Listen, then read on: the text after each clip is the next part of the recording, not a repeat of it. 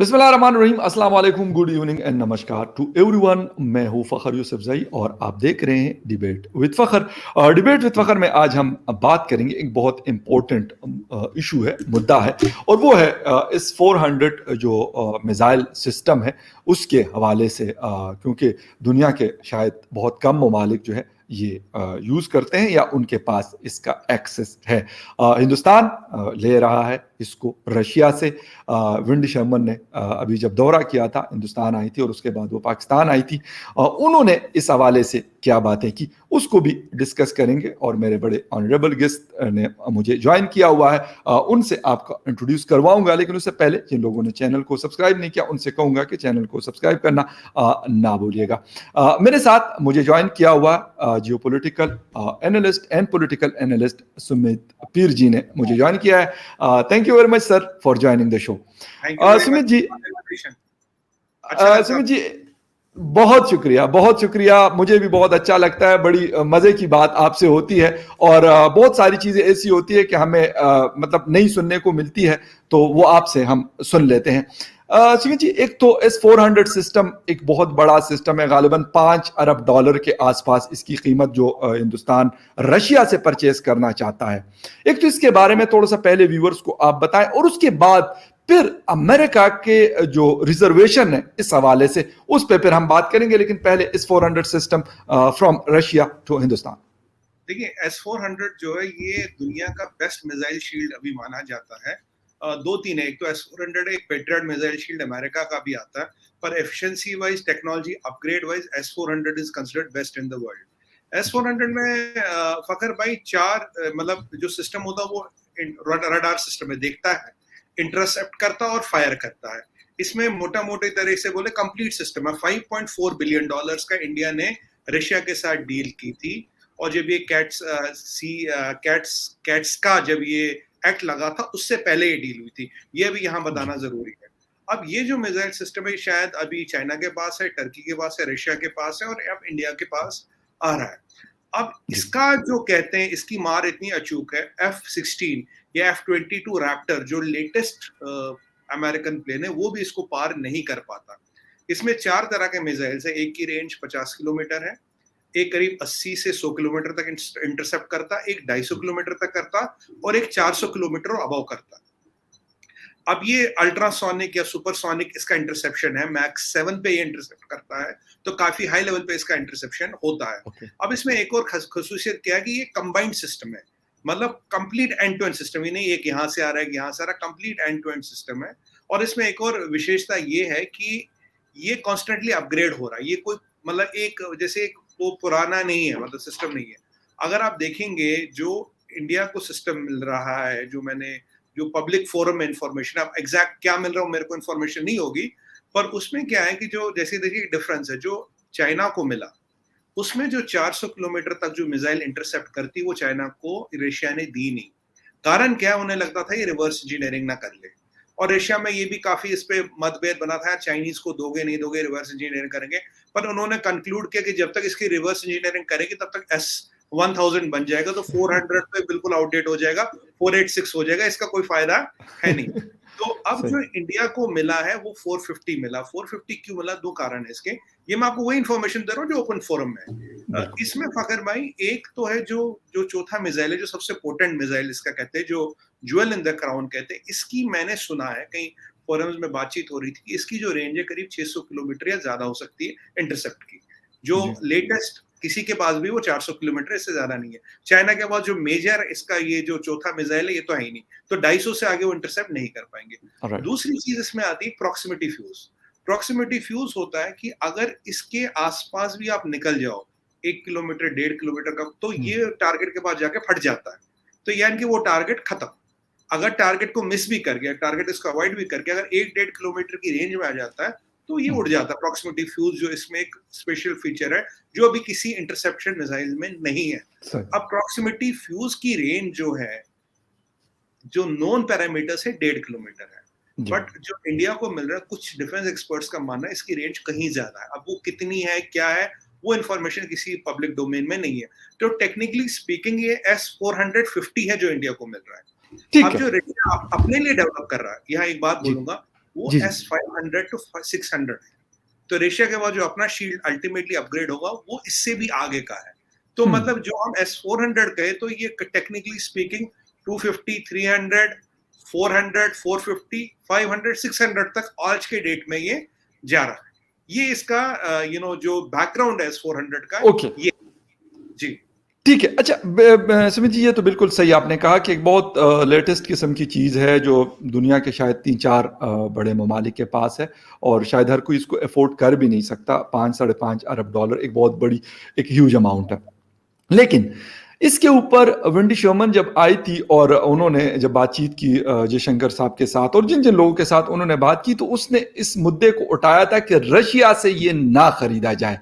इसके पीछे क्या है? क्या वो चाहता है कि आप पेट्रियट का जो सिस्टम है वो खरीदें, या इसके पीछे क्या ऐसी लॉजिक है जो वेंडी शर्मन आप लोगों को शायद समझाना चाह रही थी कि नहीं जी, ये चीज़ सही नहीं है? और यहां तक मैंने सुना कि वो फिर पाबंदियां भी लगाते हैं। तो क्या इज इट पॉसिबल कि इंडिया के खिलाफ इस किस्म की कोई चीज इस्तेमाल करें? आपने बहुत मुफीद सवाल पूछा फखर भाई। देखिए 3 कारण है। पहला कारण है कि एक पेट्रियट मिसाइल शील्ड है पर उसका इंटरसेप्शन और रेंज और एफिशिएंसी इतनी अच्छी नहीं है। अभी जो बेस्ट माना जाता है S400 के बाद वो है आयरन ड्रोम। आयरन ड्रोम इजराइल का, पर वो 600 किलोमीटर तक इंटरसेप्ट करता है, 400 किलोमीटर तक करता है। ये इसका कोई प्रूफ अभी नहीं है। पर आयरन ड्रोम भी नंबर 2 या नंबर 3 पे आएगा। तो आप देखिए S400, पेट्राइट और आयरन ड्रोम ये आगे पीछे नंबर 2 नंबर 3 पे आएंगे ये। अब दिक्कत क्या, अमेरिकन चाहते थे कि आप हमसे पेट्रियट मिसाइल शील्ड ले लो।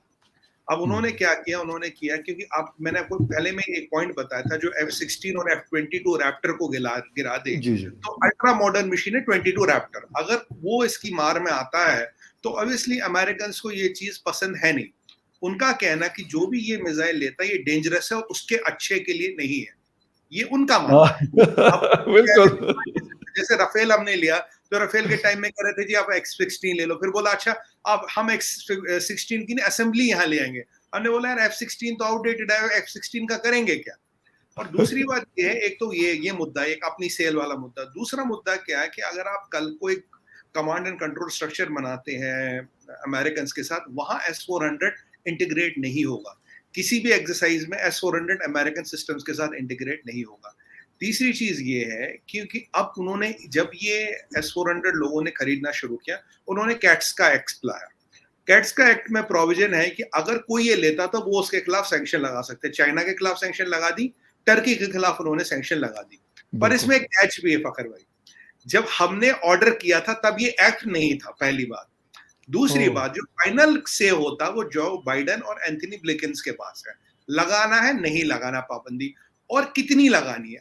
अगर हम तीसरे सवाल का जवाब दूं मैं, अभी हमने पीछे उनसे करीब $30 बिलियन के इक्विपमेंट करीब साल एक बार में खरीद लिए, और करीब जो पाइपलाइन है करीब करीब वो 60 से 100 बिलियन डॉलर की है आने वाली 5 साल में, जो उनको दिख रही है कम से कम। तो अगर आप 50, 60, 100 बिलियन डॉलर के इक्विपमेंट खरीदने की वक्त रखते तो आप पे सैंक्शंस नहीं लग सकती। देखिए कॉमर्स है, हाँ लगेंगी कुछ कॉस्मेटिक, कुछ वो कहते हैं ना वो दिखाने के लिए कुछ सैंक्शन लगेगी, पर एक्चुअली नहीं लगेगी। क्योंकि मैडम ने आके उन्होंने भी एक अदर जो डिप्टी सेक्रेटरी ऑफ स्टेट है, India is a strategic partner. आप कॉड की बात करते हो और सैंक्शंस की बात करते हो, ये तो बात बनेगी नहीं। और उन्होंने कहा कि हम बातचीत के जरिए से मसाइल हल करेंगे। बातचीत के जरिए, क्योंकि मैंने आपको बताया ना कैच क्या है, जब ये एक्ट आया था उससे पहले ऑर्डर दिया, और फाइनल से जो बाइडेन है ना एंथनी ब्लिंकन। और आप जानते हैं कि अमेरिकन इकोनॉमी पैसे पे चलती है, और अगर आप इतने बड़े बायर हो तो आप पे सैंक्शन लगाने का मतलब नहीं। क्यों फखर भाई, अगर सैंक्शन लगता जो बाकी आप $101 बिलियन का सामान खरीदने वाले हो वो भी तो रुक गया ना। देखिए इसमें टू है, एक तो ये इक्विपमेंट आपके पास आ गया, दूसरी बात जो 50, 100 बिलियन का आपको पाइपलाइन दिख रहा है वो भी रुक जाएगा। तो आपको सैंक्शन लगा के मिलेगा क्या? आपको मिलना कुछ है नहीं। तो बातचीत के जरिए रास्ता निकलेगा। बट एक मैंने कहीं ये भी सुना था, एक अनऑफिशियल मैं आपको बता रहा हूँ कि कहीं ये भी सुनने में आया कि हो सकता है कुछ चीज के लिए हम पेट्रियट मिसाइल शील्ड भी ले लें, ऐसा एक पॉसिबिलिटी है।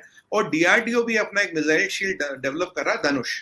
तो ये पॉसिबिलिटी है कि धनुष भी जो है वो भी डेवलप करेगा। तो हो सकता है तीनों आ जाए, S-400 भी आ जाए, पेट्रियट भी आ जाए कहीं के लिए, और कहीं के लिए जो अपना मिसाइल शील्ड है उसकी भी टेस्टिंग काफी एडवांस स्टेज पे हो गई, इंटरसेप्शन काफी उसने कर ली है।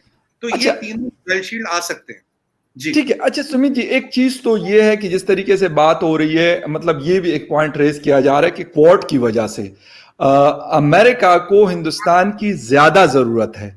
शायद हिंदुस्तान को इतनी नहीं है, हिंदुस्तान को शायद चाइना के खिलाफ है थोड़ी बहुत, लेकिन शायद वो सेटलमेंट उनकी आपस में हो जाए, बातचीत हो भी रही है और काफी हद तक चीजें सॉर्ट आउट भी हुई हैं। लेकिन अमेरिका का जो कंसर्न है वो चाइना के हवाले से वो बड़ा क्लियर है, और मेरे ख्याल में उनके लिए हिंदुस्तान से बेहतर ऑप्शन और कोई नहीं है इस रीजन के अंदर जिसके वो बात करे और या अपना सिस्टम और यू सेटअप वो लगा सके। तो ये है कि ये एक अमेरिका के मतलब लाजमी सी बात है, वो कोई शायद मैं कहता हूं हमारी एशियंस की तरह नहीं सोचते, वो बहुत दूर की सोचते हैं। तो हो सकता है ये भी एक रीजन हो कि वो कहें नहीं यार बस ठीक है, शील्ड $5 अरब $6 अरब यार इस मतलब it's like a peanut for us, छोड़ दें, अगर वो उधर से खरीद भी ले तो होने दें, क्योंकि वो ये चीज अप्लाई कर चुके हैं टर्की के ऊपर। हालांकि उन्होंने एक नया भी अभी ऑर्डर किया है वहां पर उनके साथ रशिया के साथ उन्होंने बहुत सख्त किस्म की जिसे कहते हैं कि पाबंदियां लगाई टर्की के ऊपर, लेकिन तैयब उर्दवान ने कहा यार जो करना है करो, मैं तो खरीद रहा हूं, तो उन्होंने खरीदा। तो हिंदुस्तान के पास तो मैं कहता हूं उनकी काफी दुम पसी हुई है, तो ऐसा नहीं हो सकता कि इस तरह की कोई स्ट्रिक्ट किस्म की लगाई जाए। लेकिन आपकी नजर है तो क्या कहते हैं इस हवाले से? ठीक है, दो मसले इसमें। पहले अमेरिका को पता है इंडिया का 50 से 60% आर्सेनल जो अभी भी है वो रशियन है। स्पेयर्स के लिए, सपोर्ट के लिए आपको रशिया के पास जाना ही जाना पड़ेगा, उनको पता है ये। तो अगर ये सैंक्शन लगा के वो सोचे कि इंडिया रशियन हार्डवेयर और सपोर्ट नहीं लेगा, वो पॉसिबल नहीं है, क्योंकि 60% आर्सेनल इज रशियन, तो आप उसको बदल नहीं सकते रात में जाके। दूसरी बात, इंडिया ने कहा भाई हमारी मर्जी है, हम अपनी नेशनल सिक्योरिटी के लिए किससे कौन सा हथियार और कौन सी डील करें, आप हमें ये डिक्टेट नहीं कर सकते। ये भी दूसरी क्लियर बात है। तीसरी बात है, देखिए फखर भाई, ये चीज तो $5 बिलियन की है, आपके पास 100 बिलियन की पाइपलाइन पड़ी है। अभी 5th जनरेशन फाइटर भी खरीदना है, वो करीब $120 बिलियन का सारा हिसाब किताब उसका दिख रहा है। अगर मैं दोनों को जोड़ूं तो 200-220 बिलियन डॉलर की बातें हो रही है। तो आप, और एक और पॉइंट भी इसमें, इंडिया चाइना के बाद यूएस का सेकंड बिगेस्ट ट्रेडिंग पार्टनर है। चाइना के साथ उनका $600 बिलियन का ट्रेड डेफिसिट है, हमारे साथ करीब $20 बिलियन का ट्रेड डेफिसिट है, जो भी पॉजिटिव हो सकता है। जो अगर वेपन्स की डील्स भी देखें तो ओवरऑल पॉजिटिव मतलब प्लस माइनस जीरो हो जाता है। तो सेकंड बिगेस्ट पार्टनर हम, सबसे बिगेस्ट बायर हम, और जो हमारा म्यूचुअल ट्रेड है मैंने बोला नंबर 2 है, और हम रशिया से तब भी सामान लेंगे, आर्सेनल वहां का है। बट आपने ये सैंक्शंस और ये एक्ट लाके दुनिया में अनाउंस कर दिया। देखिए आप टर्की पे सैंक्शन लगा सकते हैं, टर्की से ना आपका ज्यादा ट्रेड है, ना टर्की आपसे कुछ ज्यादा लेता देता है। बट जो हमारा क्वांटम ऑफ बिजनेस अमेरिका के साथ है, इसीलिए ये बातचीत वाली बातें हो रही है, इसीलिए टेक्निकल रीजंस आ रहे भाई, ये एक्ट आने से पहले ये डील हुई है। और तीसरी बात है कि आप इंडिया को टर्म्स डिक्टेट नहीं कर पाएंगे, क्योंकि हमारा आर्सेनल रशियन है।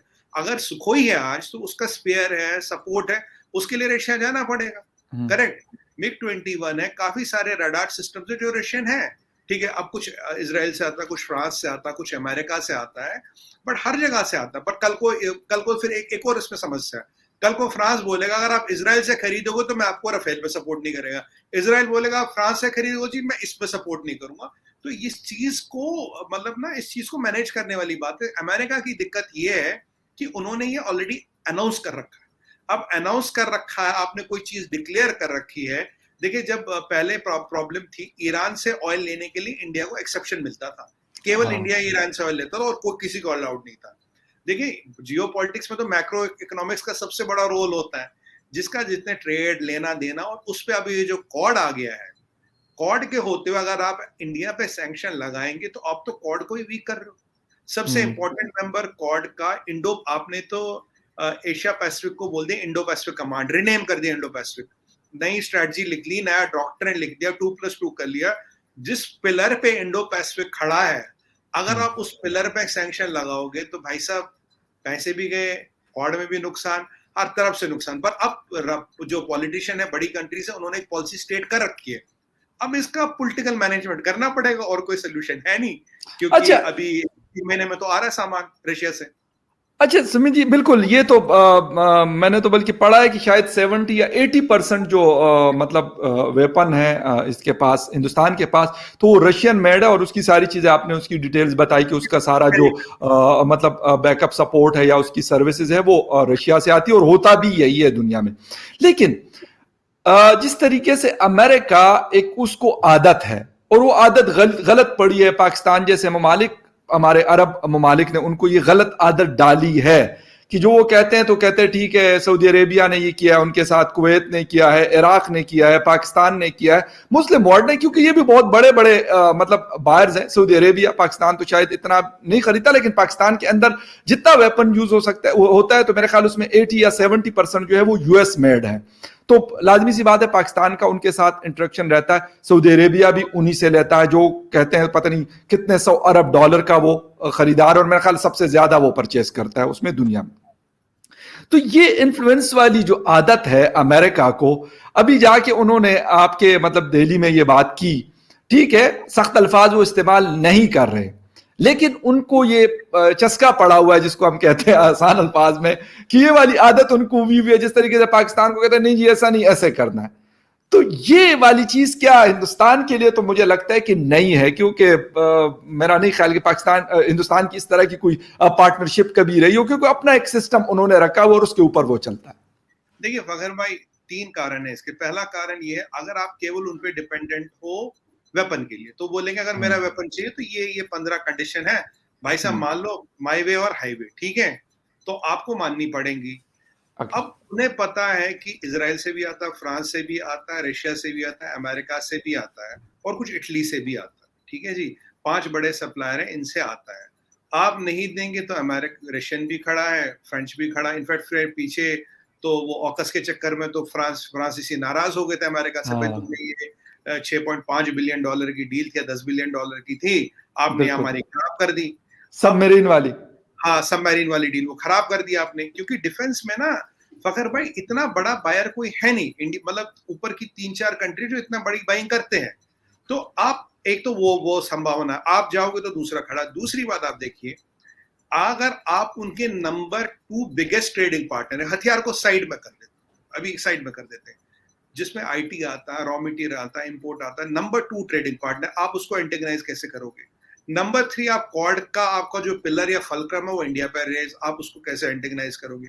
जियो पॉलिटिक्स में जो चाइना की मंशा, जो चाइना की स्ट्रेटजी, वो सबके सामने क्लियर है।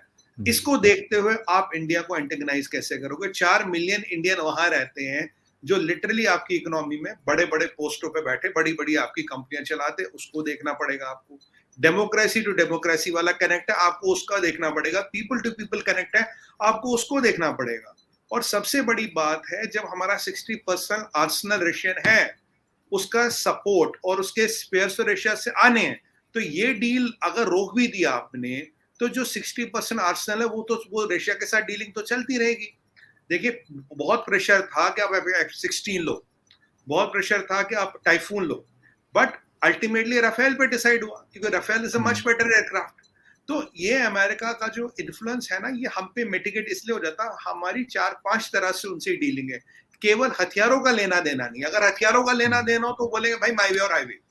अब आप देखेंगे, को आपको इंटरेस्टिंग चीज बताऊंगा, अभी नंबर 1 ऑयल सप्लायर पता है इंडिया का कौन है? Crude oil supplier, United states of America. एक टाइम में सऊदी अरबिया था, सऊदी अरबिया नंबर 4 पे चला गया आज के डेट में। नंबर 1 इज यूएस, नंबर 2 शायद नाइजीरिया है, नंबर 3 इराक है, और नंबर 4 आ गया है सऊदी अरबिया। तो ये जो चीजें बदली है 10-11 महीनों में, मैं इसको देख रहा 11-12 महीने में, ये सारा जो इक्वेशन है ये बदल गया। अच्छा, अब ट्रेड और कॉमर्स बढ़ता है, और जितना चाइना से ट्रेड कम होगा फखर भाई, उतना इंडिया से बढ़ेगा। कहीं ना कहीं से तो पूरा करना है ना आपको, आप ये कुछ चीज चाइना से वो नहीं मंगाओ, इंडिया से मंगाओगे। तो एक स्ट्रैटेजिक पार्टनरशिप और फ्यूचर भी दिख रहा है आपको। और अगर आप देख रहे हो हमारे साथ आपका ट्रेड बैलेंस्ड है, 20 बिलियन का ट्रेड डेफिसिट है यूएस का, पर वो वेपन इधर उधर से बैलेंस हो जाता है। तो कहाँ 600 बिलियन का आप चाइना को 600 बिलियन दे रहे हो एक्स्ट्रा, और यहाँ 20 बिलियन है, वो भी बैलेंस हो रहा है। तो जब इन सब चीजों को आप देखोगे, और उनको हमारी जरूरत हमेशा रहेगी आईटी के लिए, उनकी आईटी इंडस्ट्री चलती इंडिया पे, सारे बड़े बड़े फैक्ट्रियां हैं या आउटसोर्सिंग जो है इंडिया से होती है। तो डिपेंडेंस और मैं बोलूंगा एसोसिएशन कहीं फ्रंट्स पे। तो एक $5 बिलियन की डील, अगर आप बड़ी पिक्चर देखो और इन सब की आप मैथमेटिक्स जोड़ दो, ये 2-3 ट्रिलियन डॉलर का हिसाब किताब बनता है। इसमें $5 बिलियन तो फखर भाई के काउंट ही नहीं करता। बट हाँ, आपने अनाउंस किया है, तो अब आपको कुछ तो बोलना पड़ेगा। देखिए, पॉलिटिक्स में परसेप्शन मैनेजमेंट भी एक आर्ट होता है। Exactly. I think I rest my case. ठीक। अच्छा, एक बस टाइम क्योंकि हमारे पास बिल्कुल खत्म है, लेकिन जब हम ये वाली बात करते हैं अमेरिका की कि मतलब हिंदुस्तान के ऊपर उनकी डिपेंडेंसी है और हिंदुस्तान की उनके ऊपर डिपेंडेंसी है या रशिया के ऊपर डिपेंडेंसी है, तो चाइना को हम मतलब साइड पे नहीं कर सकते।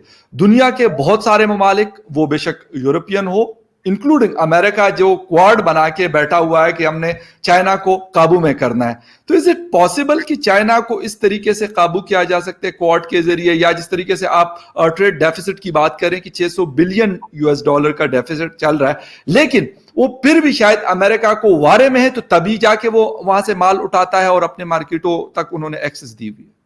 ये आपने बहुत अच्छा सवाल पूछा सर। ये देखिए, जो अमेरिका और चाइना का जो ये कहानी बनती है ना सारी, चाइना को अगर आपको काउंटर करना, उसका एक ही सोल्यूशन है, वो मिलिट्री नहीं है, वो है इकोनॉमी। अगर आप अभी चाइना की हालत देखिए, वहां ब्लैकआउट हो रहे हैं पिछले 15-20 दिनों से, कह रहे पावर नहीं है चाइना में। मेरे कुछ दोस्त है साउथ अमेरिका से, उन्होंने ऑर्डर दिया था, एडवांस दिया था, उनका माल नहीं आ रहा चाइना से माल नहीं आ रहा। चाइना की बड़ी रियल एस्टेट कंपनियां आपने देखो डिफॉल्ट कर रही है, बॉन्ड्स की पेमेंट नहीं दे रही। जो चाइना की गोस्ट फीस है वो खत्म हो रही है, चाइना का रेमबी हिल रहा है। और चाइना में एक और चीज जो अभी हुई है, इंडस्ट्रियल इनपुट और एक्सपोर्ट्स जो कम हुए, जो उन्होंने टेक पे क्रैक डाउन किया खुद अपने फिनटेक पे, that is worth 2 to 3 trillion dollars, जो उसका इम्पैक्ट है। अब ये जो चाइना की, और जो डोनाल्ड ट्रंप ने एक एक्ट लाया था, नाम मुझे उसका ध्यान नहीं आ रहा, I can't remember that, but उसमें मैंने आर्टिकल भी लिखा था गार्डियन में। उसके चलते फखर भाई 800 बड़ी कंपनियां यूएस स्टॉक एक्सचेंज से डिलिस्ट हो गई थी। चाइना की इकोनॉमी में जो पैसे का इनफ्लो है बहुत कम हो रहा है, और अगर वहां पैसे का इनफ्लो कम होता है, आप एक बात कंसिडर नहीं कर रहे, चाइना के ऊपर 50 ट्रिलियन डॉलर का डेट है, 50 trillion dollar, which is 60% of the global GDP. उस डेट का servicing cost is 1 trillion dollar sir. 95% countries in the world do not have 1 trillion GDP. उसका डेट सर्विसिंग कॉस्ट है। तो अभी ये जो आपको चीजें दिख रही है ना, और जो चाइना में पावर शॉर्टेज वगैरह, ये बेसिकली कवर कर रहे चीजों को। चाइनीज इकोनॉमी में क्रैक आने शुरू हो गए। अब अगर यूएस अपनी डिपेंडेंस उनसे हटाता है, तो क्वाड वॉर्ड की, अब मैं सच बताऊं, मिलिट्री ऑप्शन की जरूरत ही नहीं पड़ेगी। आप डिपेंडेंस हटा, ऑल्टरनेट मार्केट डेवलप करो, जो अभी दुनिया में हो रहा। अगर आप देखिए टेस्ला के साथ जो हुआ, जो नाइकी का केस स्टडी हुआ, कई सारी ऐसी कंपनियां जिनके साथ ये चाइनीज ने ये किया। अगर ये चाइना की इकोनॉमी वीक होती गई, और आप एक और बात भूल रहे हैं जो दुनिया भूल रही है, चाइना का पैसा है कहाँ? चाइना का सारा पैसा यूएस ट्रेजरी बॉन्ड्स में है। और अगर आप डॉलर का कंट्रोल मैकेनिज्म देखें, अमेरिका क्या करता है, जब डॉलर गिरने लगता है वो डॉलर ज्यादा बनाता है। तो अपने डॉलर रिजर्व और डॉलर एक्सचेंज बचाने के लिए आप क्या करते हो? कोई क्या करता है? डॉलर खरीदता है। तो जब तक American dollar is in circulation, जब तक दुनिया का फॉरेन एक्सचेंज रिजर्व डॉलर में है, और अमेरिका में बहुत प्रेशर पड़ा फखर भाई कि आप 600 बिलियन डॉलर का ट्रेड डेफिसिट चाइना के साथ कैसे कर रहे हो? आपके 7 लाख लोग मरे और आप 600 बिलियन का ट्रेड डेफिसिट, आप 600 बिलियन उनको एक्स्ट्रा उठा के दे रहे हो। तो ये डेफिसिट अब ये डेफिसिट कम हो रहा है इंडिया के साथ, इसलिए धीरे धीरे ये डिकपलिंग है, इसमें टाइम लगेगा, बट उसके इफेक्ट्स चाइनीज इकोनॉमी को अगर आप केयरफुली स्टडी करें, उसमें ऑलरेडी वो इफेक्ट्स दिखने लगे हैं। तो मिलिट्री ऑप्शन की जरूरत ही नहीं पड़ेगी। अगर ये वाला आपने रूट ले लिया, वैसे सारी कहानी खत्म हो जानी है। तो ये चाइना पड़ेगा कि भाई अगर 30 सेकंड में सिर्फ ये मुझे आपसे जवाब चाहिए कि जो आप चाइना के हवाले से बात कर रहे हैं कि चाइना को अगर आप एक्सक्लूड कर लेते हैं, तो क्या इज इट पॉसिबल कि इंडिया उस स्पेस को कवर अप कर ले? क्योंकि मुझे तो नहीं लगता, लेकिन आपकी नजर होगी, आप क्या कहते हैं? देखिए, जो चाइना का जो अभी जो सारा है ना भाई साहब, अभी क्या है कि चाइना का जो, अगर हम किसी भी चीज में देखें फखर भाई, अगर हमें रिसोर्स प्लानिंग करनी, हमें क्या चाहिए? नेचुरल रिसोर्सेज चाहिए, मैन पावर चाहिए, लैंड चाहिए, वाटर चाहिए, सी चाहिए, पोर्ट्स चाहिए, करेक्ट, और स्किल्ड अनस्किल्ड मैन पावर चाहिए। ये सारी चीजें इंडिया में मौजूद है। चाइना का एडवांटेज मैं आपको क्लियर बताऊं, मैं चाइना की इकोनॉमी को बहुत क्लोजली स्टडी कर रहा हूँ सालों से। उनका एक advantage, they don't produce anything different, they produce everything cheap. 20-30% सस्ता बना लेते हैं, बाकी हमसे है किसी और से। अगर ये आत्मनिर्भर भारत और मेक इन इंडिया जो उठ रहा है, और अगर वर्ल्ड डिकपलिंग करना चाहता है, तो India is a natural alternate. 50-60% chunk India ले लेगा, बाकी वियतनाम, लाओस, कंबोडिया, बांग्लादेश, और अगर पाकिस्तान मतलब अपने आप को गियर अप कर ले, तो कुछ चंक उन्हें भी मिल सकता है, ऐसी बात नहीं है। क्योंकि ये ऑलरेडी आप देखिए, वियतनाम में, थाईलैंड में, लाओस, कंबोडिया, बांग्लादेश में ऑलरेडी बिजनेस चाइना से जा रहा है। इंडिया करीब 100 बड़ी कंपनियों ने इंडिया माइग्रेट करने का फैसला कर दिया। वो जो जमीन लेना, ये सब अभी प्रक्रिया चल रही है। तो ओके, ये जितना वहां से हिलेगा, तो India and the rest of the world can be alternate. और अगर हम फखर भाई वहां देखिए, वहां मेक्सिको हमारे पास है, वहां हमारे पास पूरा साउथ अमेरिकन कॉन्टिनेंट है, जिसकी साउथ एशिया से मिलते जुलते प्राइस पॉइंट है। जो आपको okay, price point south Asia में मिलेगा, वही आपको साउथ अमेरिका में मिलेगा। ऑलराइट, तो अल्टरनेट्स हैं, जो चाइना ने इतने साल से मेहनत की है, अपना वर्चस्व बनाया। पर ये जो जी जिनपिंग की जो एग्रेसिव डिप्लोमेसी है, जो उन्होंने वो वायरस वायरस वाला ये सब काम कर दिया, उसके कारण जो इमेज खराब हुई है, it is now started impacting Chinese economy. आप देखते रहिए, आने वाले 2 क्वार्टरों में चाइना की इकोनॉमी और पीछे जाएगी। मुझे बताइए, दुनिया में फखर भाई कहीं बिजली की कमी नहीं है, चाइना में क्या हो गया?